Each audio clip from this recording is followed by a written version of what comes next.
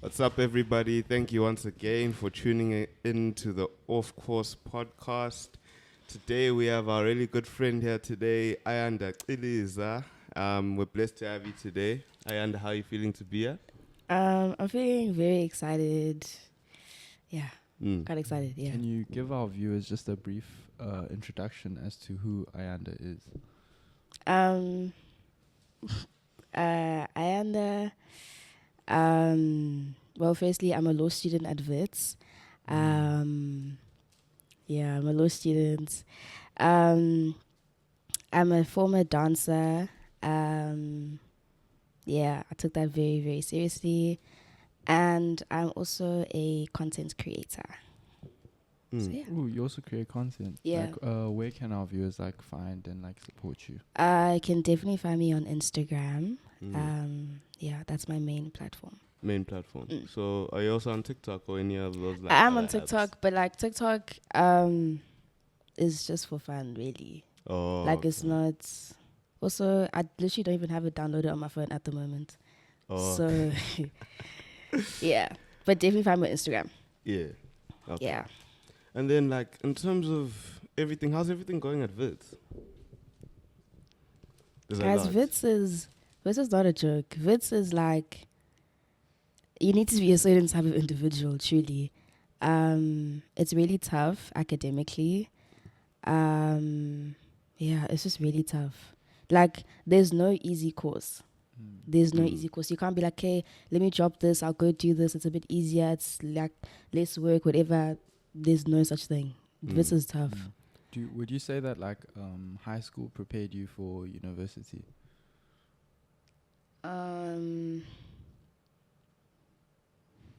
I don't think so. You don't think so? Yeah, I also don't I think so. don't think so. I really don't think so. I feel like high school is very, especially because I went to a private school, it's very sheltered. It's very controlled. And I feel like a lot of things that I experienced in university were things that were foreign to me. You know what I'm saying? Also a lot of the conversations that I had in university are conversations that I never would have had in high school because it's so sheltered, like I was saying. So in some aspects, I would say yes. It did prepare me, but as a whole, I don't think so. I feel like high school, it teaches you how to be how to manage your time wisely and stuff, and because if you think about high school, it's a lot of structures and stuff. You know what you're doing exactly. There's a timetable, everything.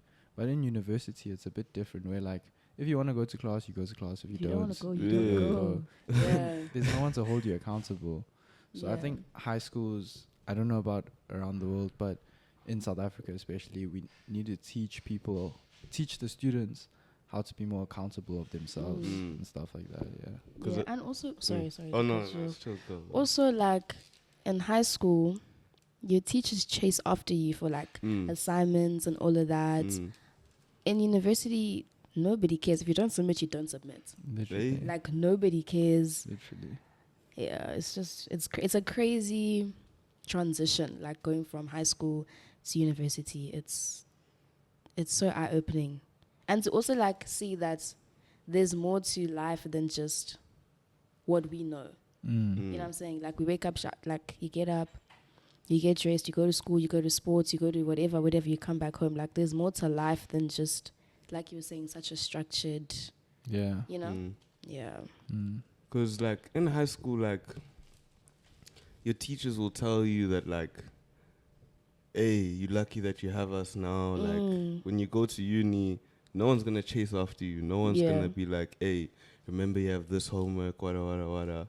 The reminders that you'll have are literally, on the website where you hand in your stuff. Yeah. So, you could go onto the website one day and see overdue assignments by this many days, and you're like, where did this, come from? So, those type of things will happen.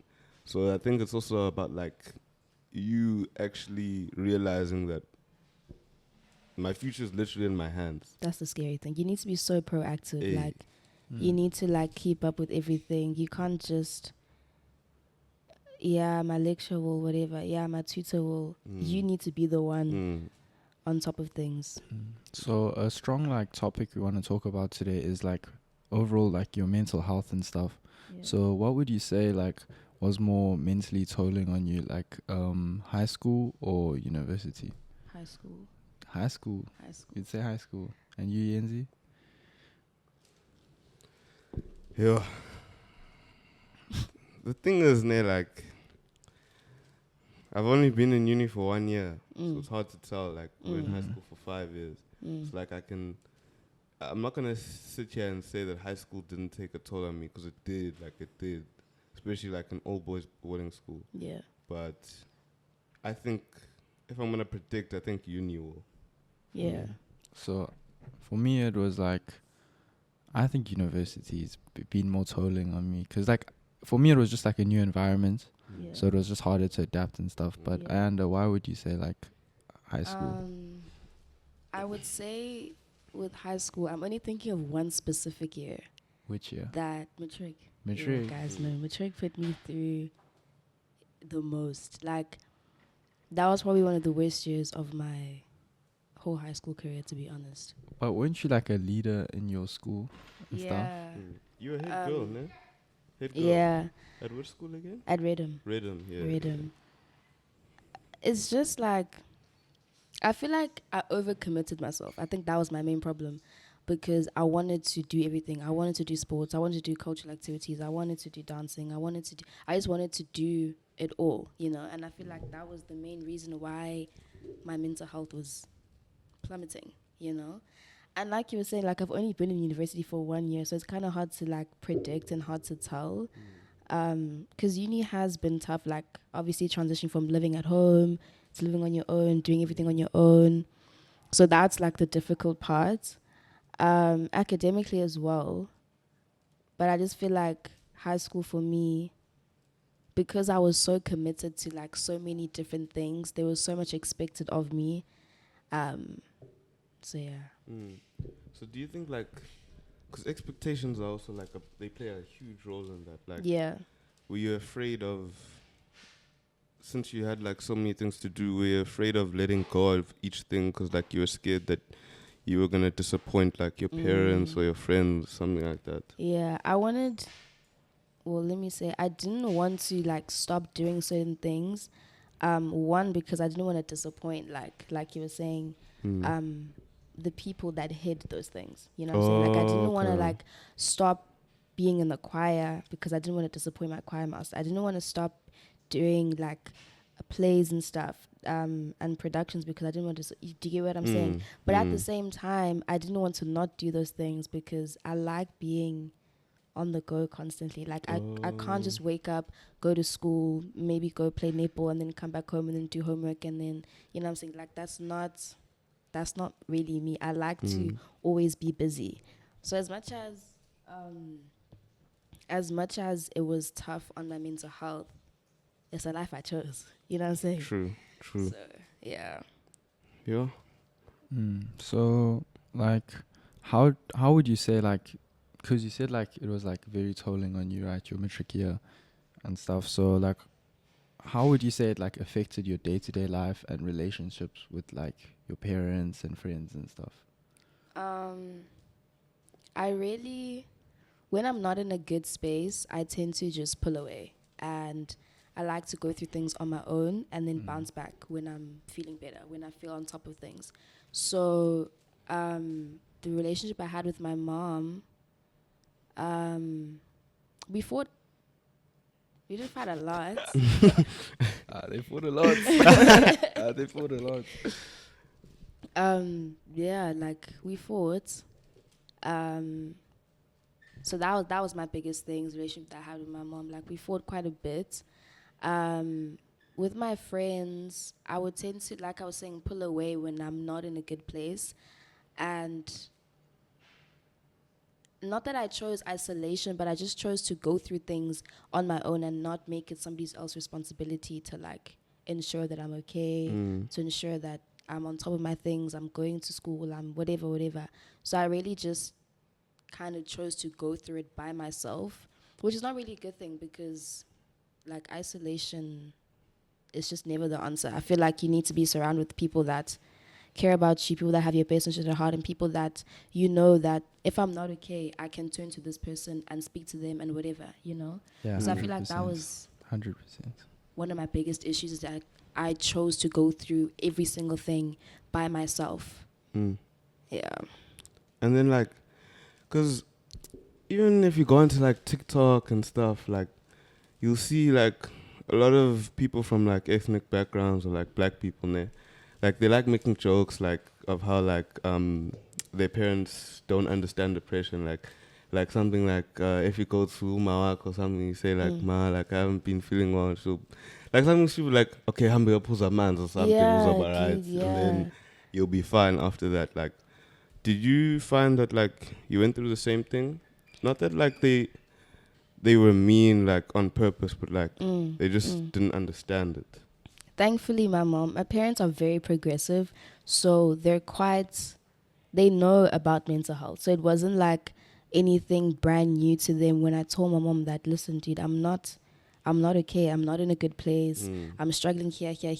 When I would talk to her, she understood that. Like, it wasn't like, what are you talking about? Like, you know what I'm saying? Yeah. So I'm really grateful that my parents are very progressive and they do understand. So I didn't really have to like go through that, you know? Yeah.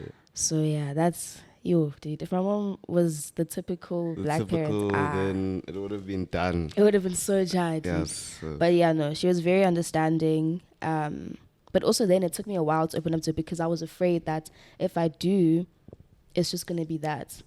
You know what I'm saying? That thing of like, no, dude, you'll be fine, whatever. Like whatever the typical response would be. That's what I was afraid of. But when I did speak to her, she was very understanding. She was very understanding. Yeah.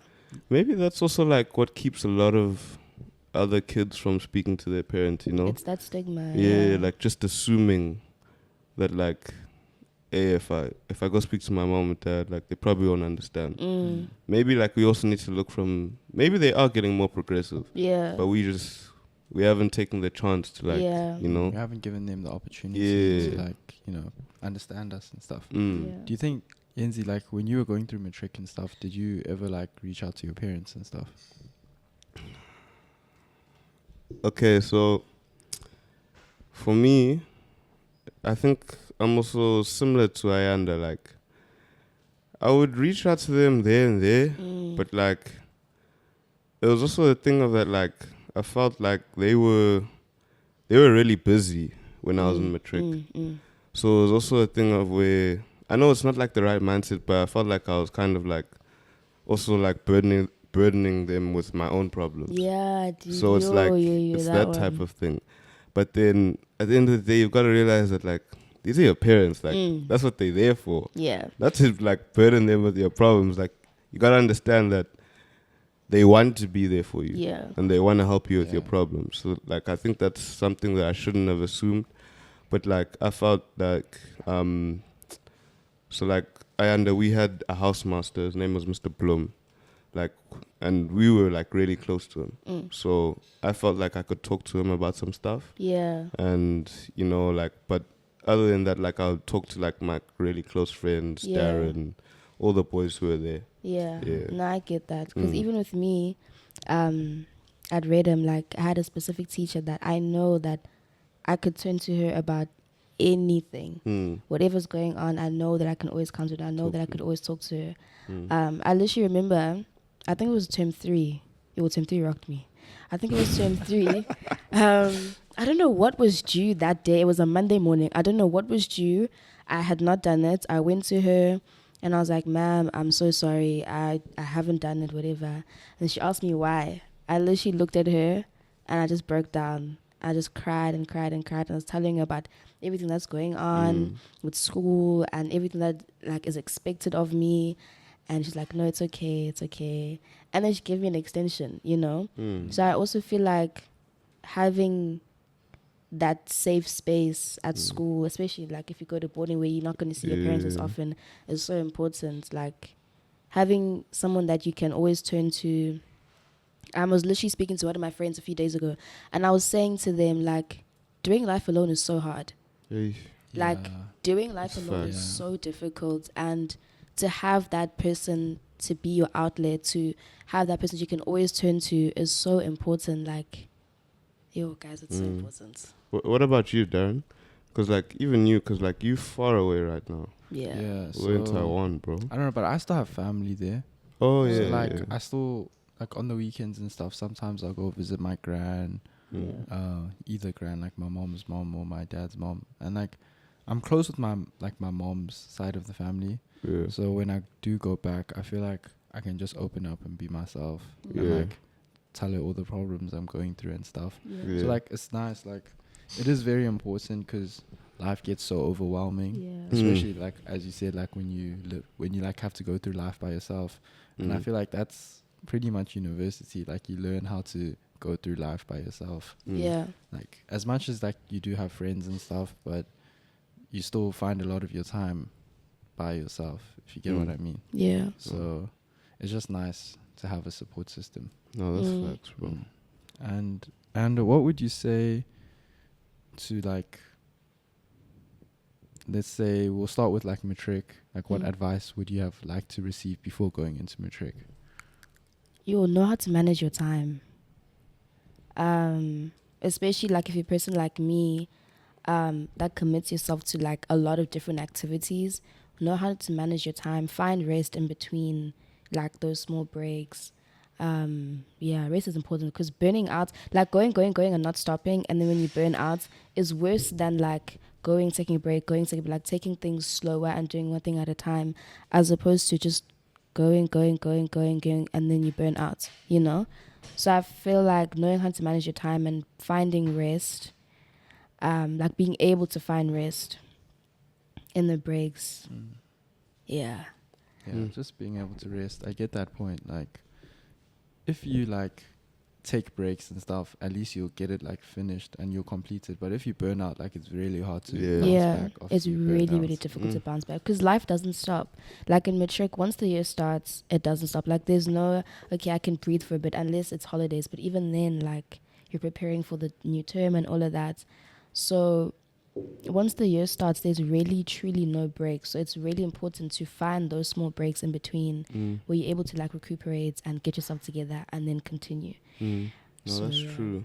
That's facts, especially after, because for us, we wrote, I'm not sure if you guys did the same thing, but like we wrote June exams, trials, and finals. So now it just feels like it wasn't ending. It's like, now you have to prepare for this, that. Like, of course, like, do you guys think it prepared you? Like, although, like, it's meant to prepare you, but don't you think, like, at a certain point, you're just getting so much work and preparing for so much work that, like, it's overwhelming. Like, you're going to burn out, like, as you said. I feel like, I don't know if it's just me, but finals were, like the time frame that they were in, there's no stress. Like there's no stress of sports. There's no stress of handing in assignments. There's like none of that exists. It's literally just you and your books and then you go write your exam. I really felt like mid-year exams, there was no need. I really didn't see a need for them because trials prepared you for finals and stuff. And it's that extra preparation. But like there's so much going on for you to actually prepare yourself well enough. You know what I'm saying? Dude. So that's just me though. I don't know about everybody else. But trials was enough. Enough preparation. It was enough. There was no need for mid-year exams. I don't think. Yeah. No, I totally agree. Like mid-year exams were a force because it wasn't even like covering the whole syllabus. That's remember? another thing. Bruh. It was just covering like a bit, like your grade 11 work and stuff. Like I get like it helps, but it also like doesn't help if you get what I mean. Yeah. Like it's causing more harm. Like people start stressing. Hey, dog. Nah. Yeah. But even like if you had to compare, because I remember when people used to tell me that like uni is easier than matric. Yes. I don't think so. I don't think so. I feel like university is finals every single day of my life. Oh, Yes, definitely.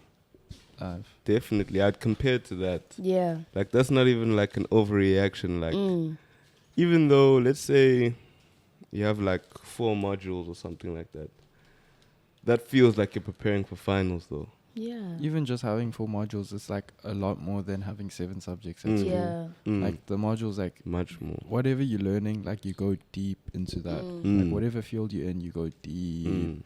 And it's like at school, it was in the moments it was hard, but if you look back, Hey, bruh. Yeah. nah, dude, It's nothing university's compared different. to University is this uni thing. ew. And as we said, like you had teachers on your case, like if you weren't doing your work, and like there's like a support structure, like the ones who were close to you, so then they'd let you like get off on certain things. Yeah. You know. Yeah. I have like a question to ask you, Ayanda, is Yeah. for people looking to be like in leadership positions, and Yenzi, you can answer this as well, like what expectations did you have before it, and then what did you realize it to be? So like, because like I'm sure like before you like became like head girl, you were like excited and everything, and you probably had like expectations as to what it was going to be like, but then what did it actually turn out to be? I really thought, like, going into it, like, while we were still voting and stuff, I was like, do I want it? Do I not want it? Do I want it? Do I not want it? And I wanted it because I know that, I don't know if that sounds cocky, but I know that I'm a leader. I'm not a follower, you know? And I felt like that was my opportunity to like make that known, you know what I'm saying? Obviously you don't need to be in a position to be a leader, but 17-year-old me, you know. So I wanted it because of that. I wanted it to be an opportunity for me to show people that no, I am a leader, I can do this, you know. And I didn't think about like the sacrifices. I didn't think about time management. I didn't think about everything else that would go into it. I just thought of like the big picture of, oh, it will look great and it's whatever, you know. Yeah, no. Until I got into it. I don't regret anything. I really don't. I don't wish I wouldn't change a single thing, because it taught me a lot. But yo guys, yo. No, it was tough. It was tough. So you would do it again? No. You wouldn't. You wouldn't do it again. I what would. made it tough? Can I just let me take a random day of the week. Let me take a Wednesday, and I'll explain to you what went on a Wednesday morning. I'd wake up, I'd get ready for school, I'd be at school. First, I have two or three lessons. First break, I'm in a meeting. Then the meeting would always run over into my next lesson. Go into my next lesson, next 2 lessons, then be a break again. Sometimes I'd be a meeting, sometimes I'd be filming stuff for assembly because of COVID. We couldn't do live assembly, so we'd have to record stuff. Then last 2 lessons, then the day ends. Then I get ready for sports, I go to sports. Straight after sports, I literally always had a 30 minutes, 45-minute max break to change, get ready. I'm off to dancing. Dancing would start at 5:45-ish, 6. I'd only get home at 8-ish. When I get home, I still need to shower, eat dinner, do my homework, study for exams if exams are near, study for tests, do assignments and all of that, shower, I've already showered, sleep, wake up, same thing again. And I wouldn't do it again because it took a lot of energy. It took a lot of discipline. It just took a lot. And I don't think that I would put myself through that ever again. I'm proud of myself for being able to do it. And I wouldn't not recommend it because I learned so much about myself. Because I was literally tested every day, and not in a bad way, but it's a thing of, am I able to get through this day? Can I do everything that is expected of me? And I was able to do it. So I did learn a lot about myself. But with that being said, I still wouldn't put myself through that again. Yeah. Did you feel when you're in that position, they're of course the school's gonna, because you're a head girl, the school's gonna ask you to do some stuff or say some stuff that your friends won't like? Because of course, like your friends are in matric, and there's certain things that matrics have that the other grades don't have. So like, did you ever think that like, was it ever hard for you in making certain decisions? Like, did you ever feel like alone, like distance from your friends and stuff like that when you're in that position? There were a lot of times where I was like alone in the sense that I actually could not go sit with my friends. Like I couldn't, like there was no time for me to do that. So I did feel alone in that sense. But also there were sometimes like situations where I'd have to make a decision or I'd have to say something to the grade or to my teachers about issues that either the teachers would bring to me that I have to address with my grade or the grade would bring to me that I have to address with my teachers. And I was in such a weird position because obviously I want my grade to be happy, but at the same time, like we can't just do whatever we want to do. Yeah. And as much as I want to respect my teachers, I don't want to make my grade upset because they put me in that position. I'm there to represent them, you know what I'm saying? So it was like finding the balance of listening to the teachers and like the school rules and following the rules, but also ensuring that we still like have a great year, you know? So it was tricky in that aspect, but yeah. So do you have like any wait, let me just check. Yeah, do you have any stories to share where like you had to make like a controversial decision like at school, like either like the teachers got upset with you or like your grade got upset with you, like you had to choose a side, basically. Like you had to choose a side. There was this one instance. So at Reddam, they have portfolios, you know, like there's a sports portfolio, a cultural portfolio, like student stuff, whatever. There's a bunch of different portfolios. And I was in the current affairs. Okay, wait so sorry, Ando. We just have to... Oh, okay. Yeah, because the camera restarts like every 30 minutes.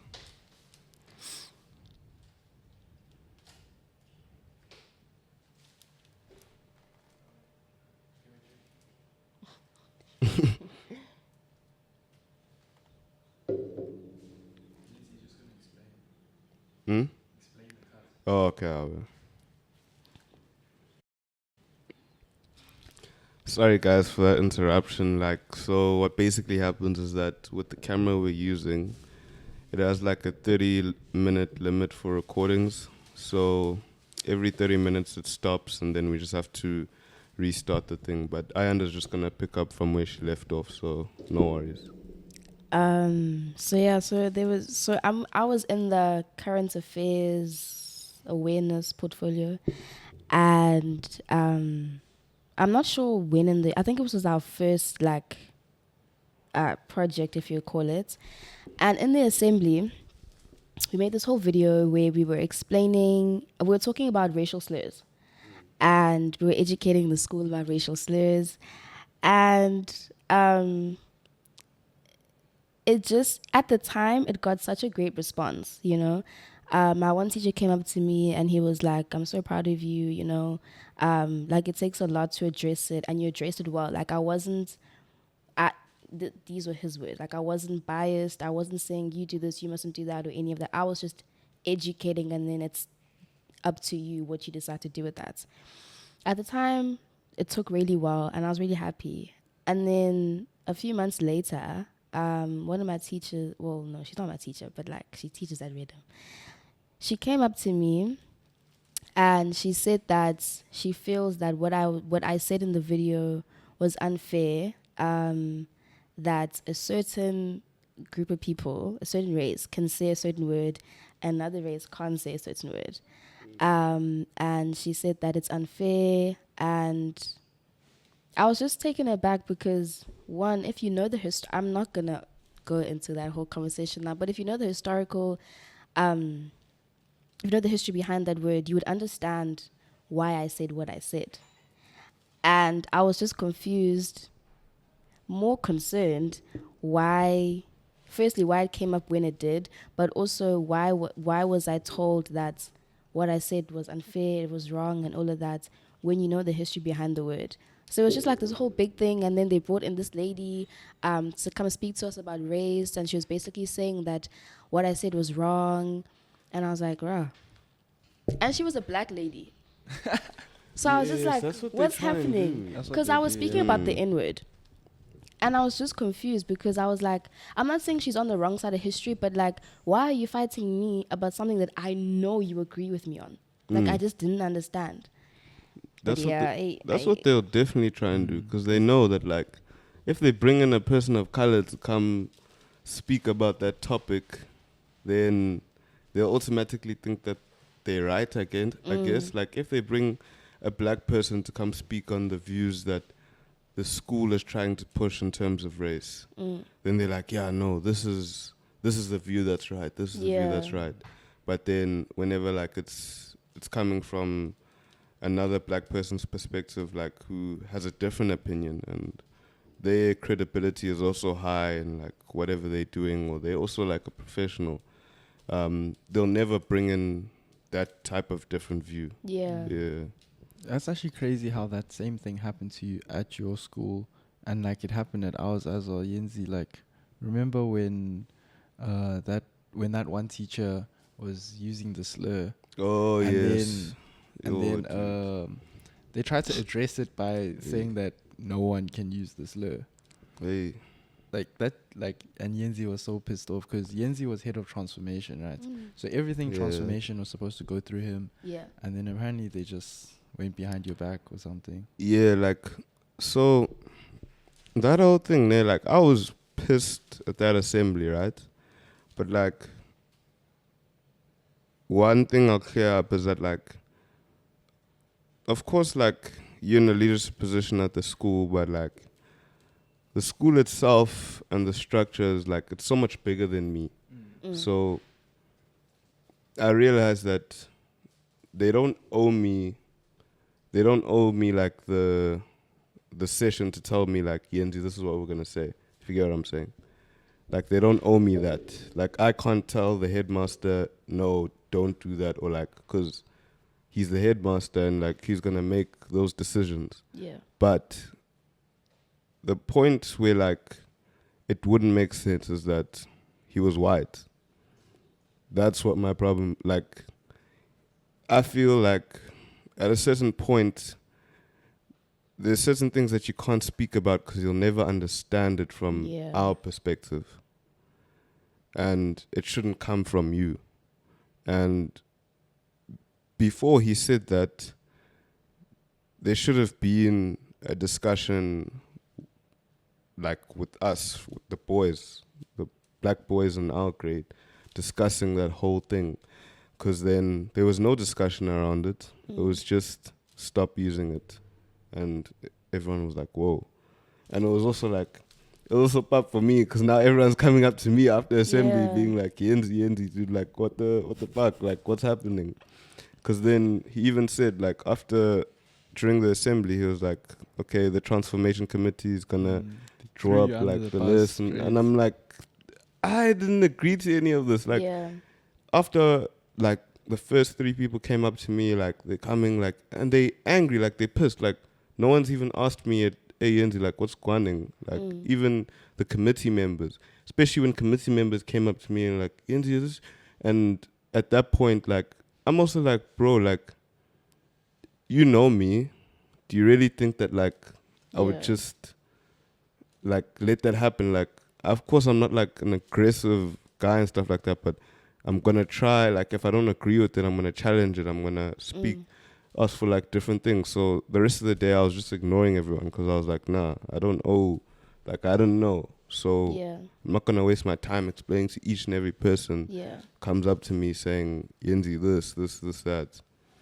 So, like, there was just a bunch of things where I literally felt like I was cleaning up the mess of one specific race in matric because I just kept on cleaning up their messes, and, like, they would say things that were off racist, like, and it was just a mess.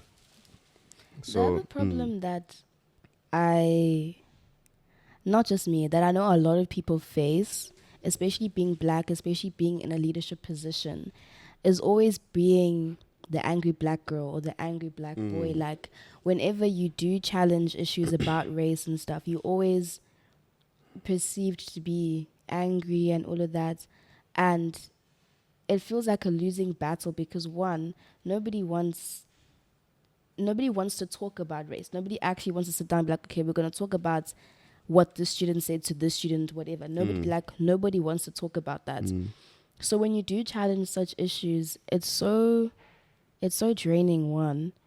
And it literally feels like a losing battle because no one is willing to hear what you have to say. And another thing, if someone says something that is like not okay, and then I challenge it, then I'm the one that's bringing up race, and then like the whole story is switched. And it's just like, what do you mean, bro? Like, what do you mean by that? But yeah, you're right. I get what you're saying, cause like even during like our year D, cause like if I answer like the question just to get it out of the way, cause I just want to answer that part that you asked me, ne? So if I go back to the beginning, it's funny because like as Ayanda said, like you go in all, I won't say ignorant, but like you're excited to like make a change, like you have your plan, like you think everything's gonna go according to plan, but it really doesn't. It really doesn't, because when you go in, even I think it's also because we had like a leadership camp at the beginning, so like you already feel like you're getting put on like kind of like a pedestal, like you feel like you feel nice. So you get there, you think your plans are gonna go, like you think everything's gonna go like this, but then now, because even now speaking to one of like my closest like teachers there, and he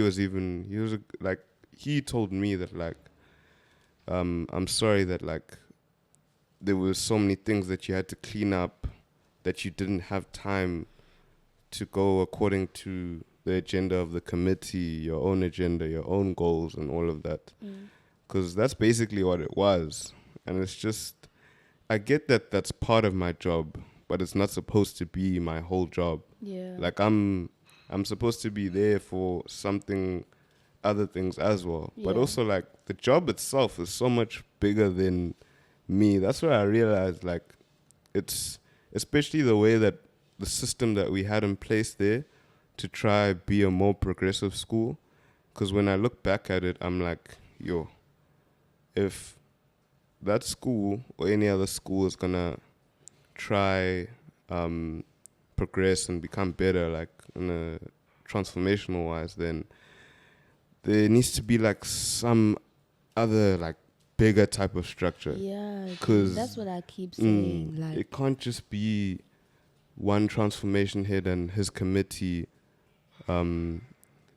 like doing hard talks and doing all of these things. Like I think as much as we put in, it's not enough. And also people don't listen. Yeah. Especially if that problem isn't affecting them. Yeah. Like if you are a person who comes like from a certain like privilege, whether it's your socioeconomic status, your race, your gender, like it's very hard for you to step down from that and be like, whoa, actually, I want to hear what you guys are going through. Please, I want to understand. I want to help. Yeah. And people don't want to do that. So what do you think needs to be like put in place? Like for the bigger structure, like what would you change in the, like our transformation committee, for example? I feel like with certain issues, like if we go back to that teacher who used the slur in the beginning of the year, I'm just going to use an example. Because as I said, like I think I said it in one of our other podcasts, I don't know, I'm going to say like what I think, but as far as I'm concerned, there's so many other things that could be added to this conversation.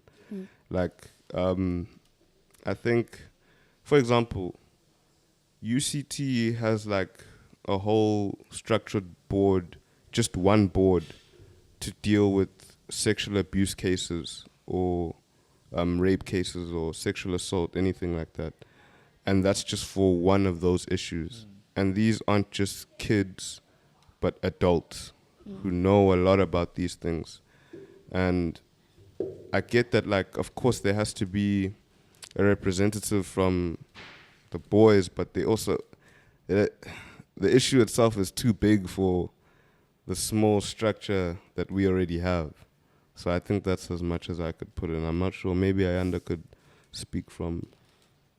At the beginning of the year, of my matric year, when everybody was elected, a part of the reason why I also wanted it was because I would have been the first black person to like be in that position. Oh, so I wow. thought like being that Cool. person, I'd be able to initiate more change and all of that.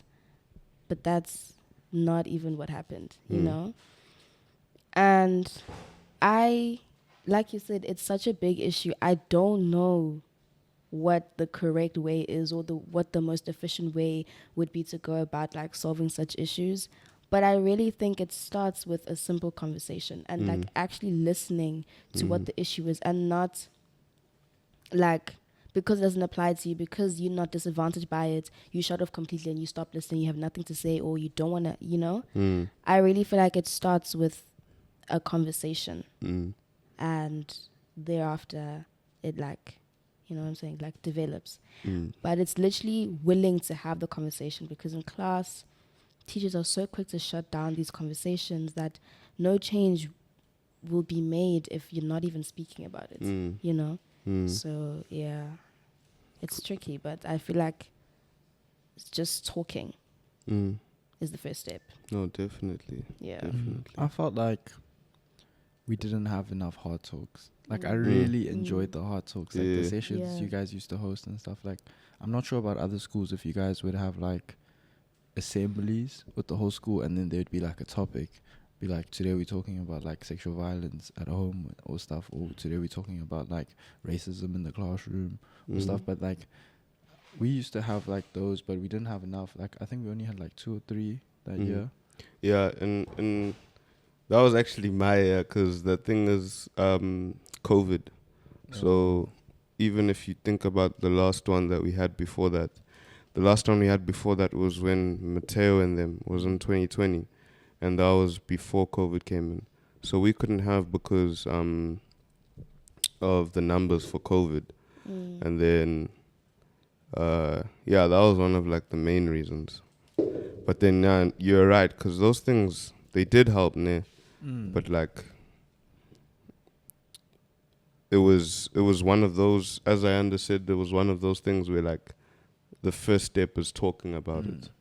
So yeah, I like get those what you're saying. conversations, like they really help. Like, they make you aware of what's going on. Like, Yeah. you go there and you just like listen. Like, even if like the people there like weren't like properly paying attention, like maybe some guys there or girls, like they weren't interested in stuff, but like just being in the environment and you seeing your peers like being so like deeply touched by certain like like stories and stuff, like it really like puts it into perspective for you and stuff.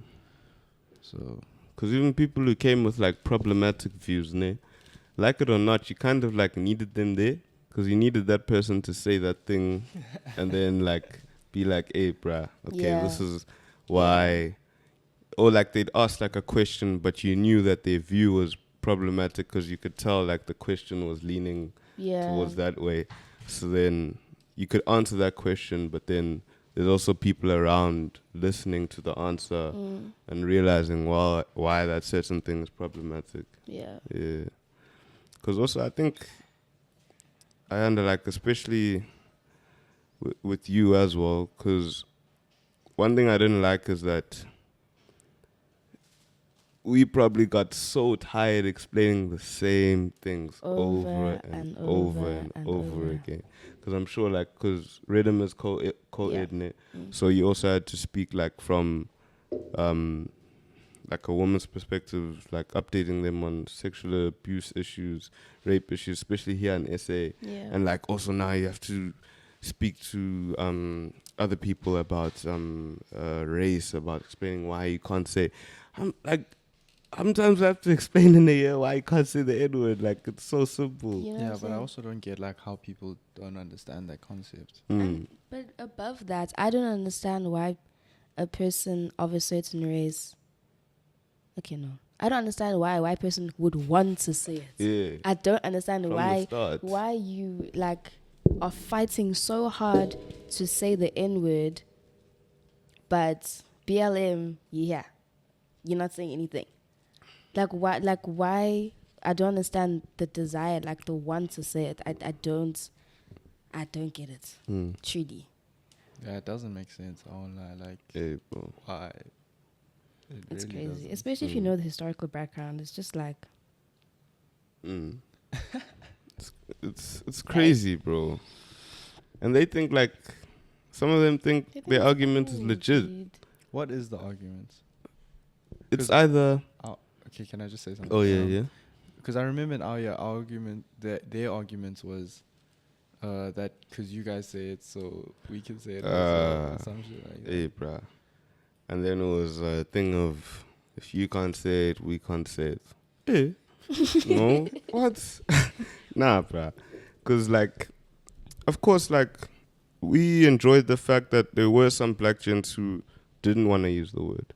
Like, it's not a conversation for everyone to have. It's a conversation for black people to have, whether we want to use the word or not. Like, And with that, I feel like this is just what I think, and this is what at school they fought me about. I feel like the reason why black people use the word so loosely, if I may say, is because it's been reclaimed. When if I say to Yenzi, "What's up, my nigga?" It's not slavery time. yeah, it's You know not what I'm slavery saying? time. Like it's not in that context. So I don't understand why. Again, like why people fight so, and not just white people, but in this instance, why people fought so hard to want to say it. Like I just don't, I can't think of a reason. I can't think of a situation where a white person would need to use that word in this day and age right now. Hey, It's I have above me. no shame. High school trauma is something else, huh? It's above. Hey, but like speaking of like other issues, ne? Because I see that like since you're like a person who's like big on current affairs and like political issues and all of that, like I'm sure you've been like keeping like your eye on like the voting that's been happening. There was some other vote that happened, but like Yeah. I'm sure you've realized that like a lot of young people in SA don't vote. Don't ne? vote. Why do you think that is? I'm gonna include myself. I didn't vote when I Yeah. turned 18 because I feel like a lot of people, some people just don't like politics. It's not their thing. They don't care. Like it's just not them. So they don't feel a need to want to make a change about anything. You Yeah, know, first yeah. reason. Number two, I feel like a lot of people have become so despondent because even when they do vote and they do put their trust in a particular party, they either don't live up to their manifestos or obviously corruption. So it's just like they become so despondent that they like whatever, just whatever. And also people don't feel like their votes will make a difference. You know, I personally didn't vote because there isn't a political party that I can put my like.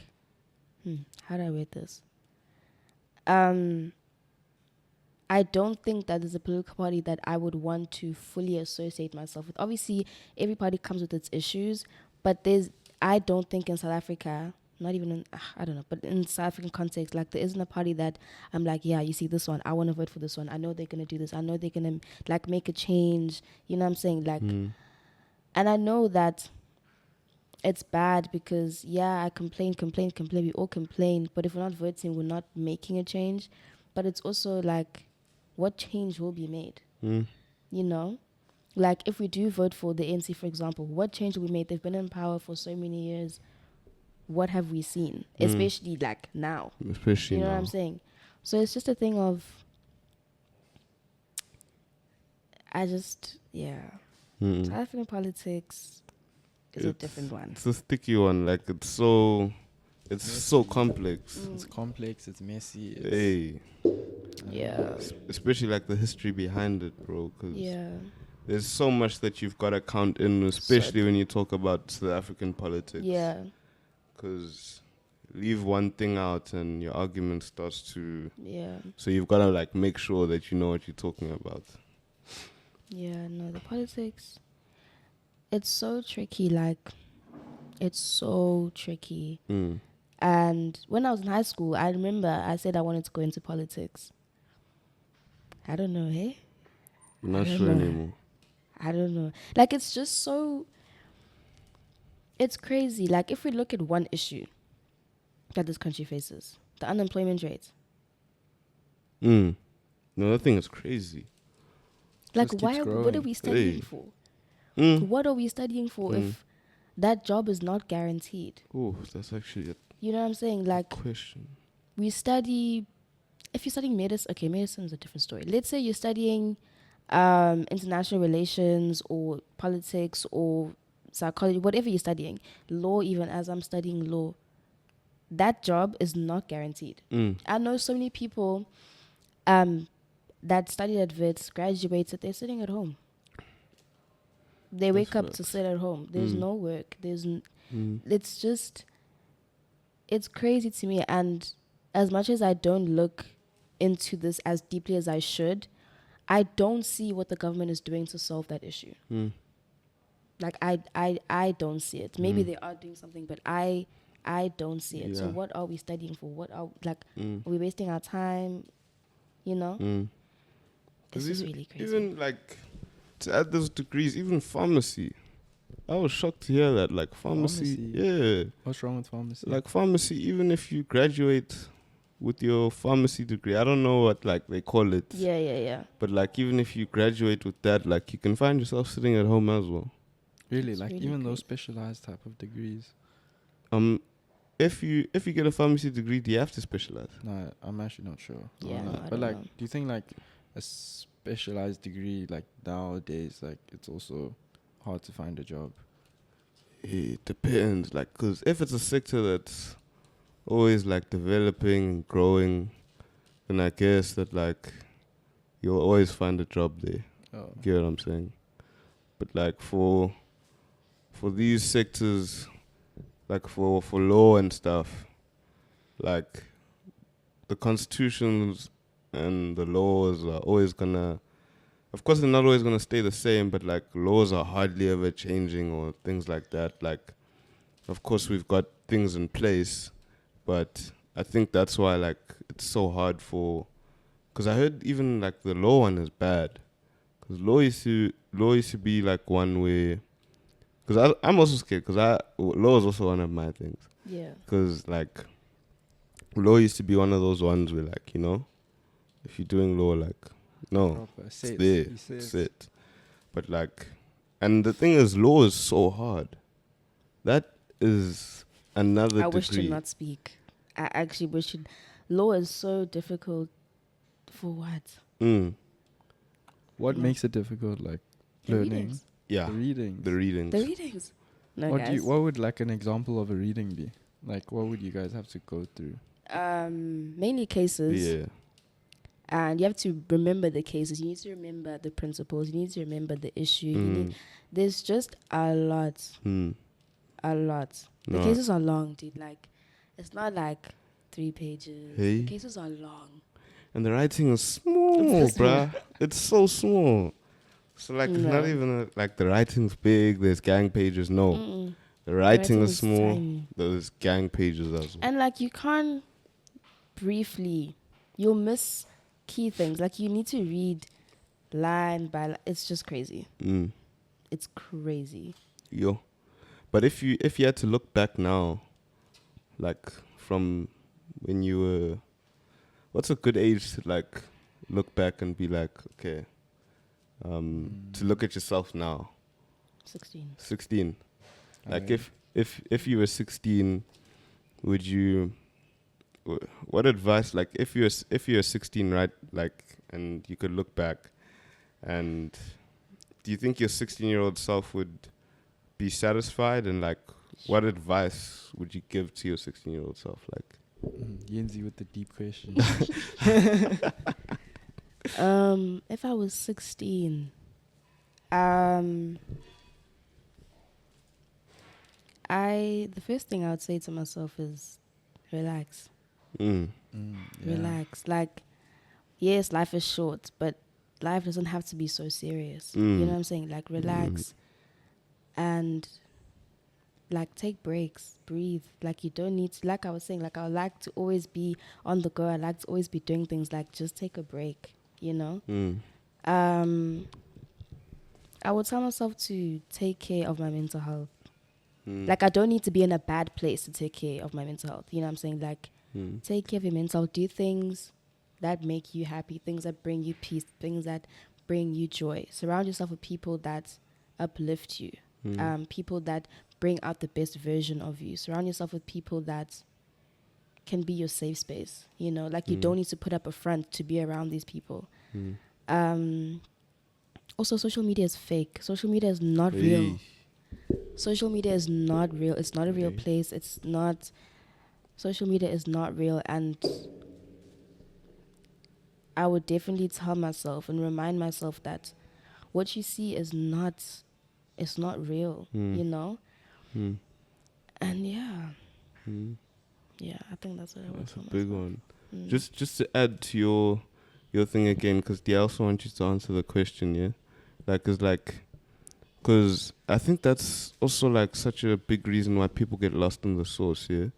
Because they see like certain people like living a certain lifestyle, and they also want to live that certain lifestyle. Yeah. So they try to do things like I'm not judging anyone or saying that's a bad lifestyle to live. You can't, because you come from a different house, I come from a different household. Yeah.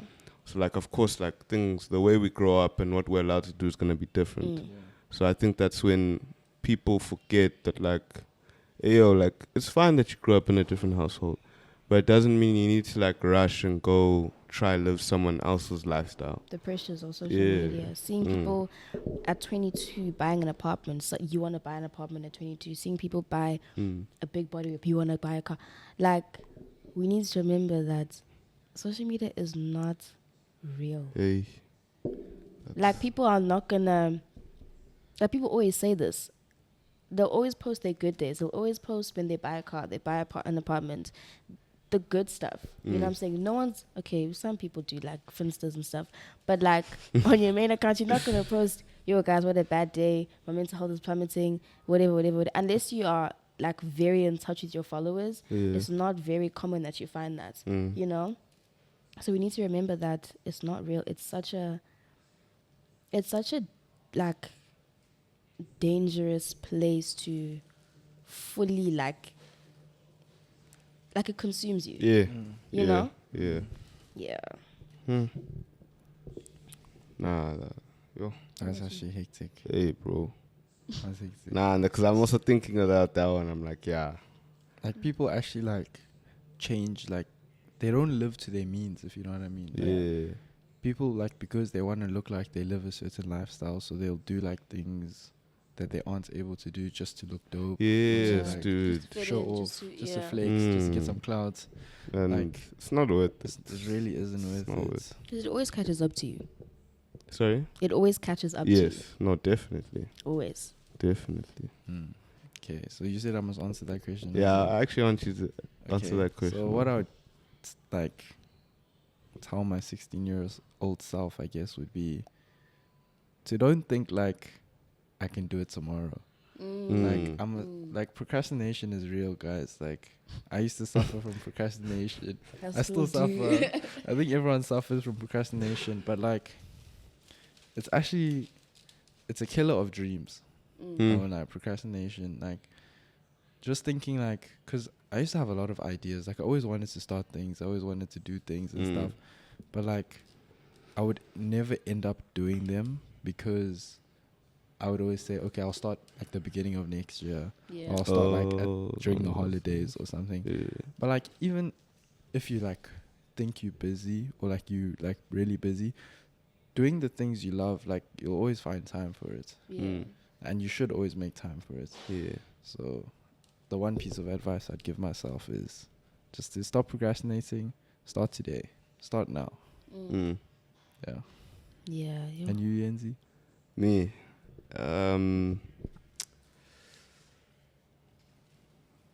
Hey. This question actually is hard, eh? Yeah.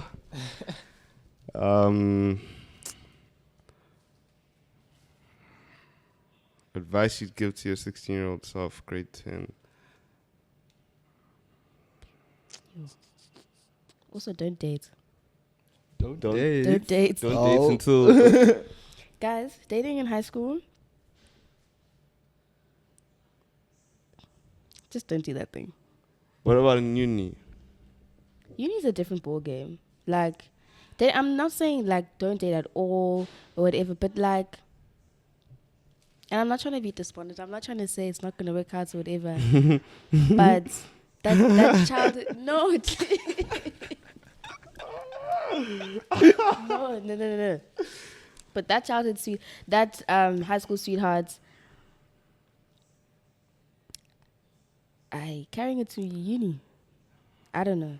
Maybe it's just me. Maybe it's like what I went through. Maybe it's like things that I've seen. But like, just also dating brings so much pressure. It brings so much, Yeah, no. It is work to maintain a relationship. Like you have to choose it every day. Yeah. That's why I think like a lot of relationships fail and stuff. Like you do end up having to you have to choose them every day. See, like I can't choose academics. I can't choose sports, cultural things, dancing, myself, and another person. Yeah, I think like if there's a certain time in life where there's a period where you can focus on yourself and where you should, but of course I'm not saying don't date because you can't control that. Yeah. If you fall in love, you fall in love. You know? So like it is like your earlier years, if you get what I'm saying. Yeah. Yeah, but to go back to that question. Okay, wait, Yenzi, before you answer that question, let's just reset it quick. Oh yeah. You must answer the question, please. So I think for me, it was more, the advice I'd give to my 16-year-old self is, in high school, like, people are mean. People are mean, bro. Like, you don't realize it. Like, of course you will, but based on the environment you're in. And people will judge you, like, no matter what you do. So for me, I think I kind of, like, was so scared of being judged and so scared of being criticized or ridiculed or any of that stuff. So I kind of, like, covered what my real personality was because I was so scared of, because your personality is something like sacred, something special, it's you. Yeah. So I was scared of people picking at that and like picking it apart because of how I used to see other people getting treated. So I think I would tell my 16-year-old self to like stay strong and like stay true to yourself. Yeah. Because even when you do try act as bland as you can, people are still going to judge that. So people will always talk. People will always talk. So there's so many things that I kept quiet on or didn't do because I was scared of that. Yeah. So I think it's about like growing out of that and like not caring, bro. Like just being yourself and don't care, bro. Like it's really not worth it to like try for people not to come at you. Not worth it. Yeah. So real. Yeah. Thank you, Ayanda, for coming on our podcast today. I feel like we had like some deep, like really meaningful like conversations and that. Yeah. And I've actually truly learned a lot from you today. Thank you. And like I'm sure everyone else also. And yeah, thank you so much for coming. Any last words you'd like to say? Just going back to what Yenzi was saying, do whatever makes you happy. Do what you want to do. be authentic. You know, don't try to live a life that doesn't represent who you are. You know, don't put up a front. Just be authentic. Life is too short, guys. Like, life is so short. Literally just be yourself and do things that make you happy. Yeah. Okay. Thank you so much, Ayanda. Thank you for having me, guys. Thank you so much. No problem. Thank you so much, guys, for tuning in to another Of Course podcast. Thank you and enjoy your day.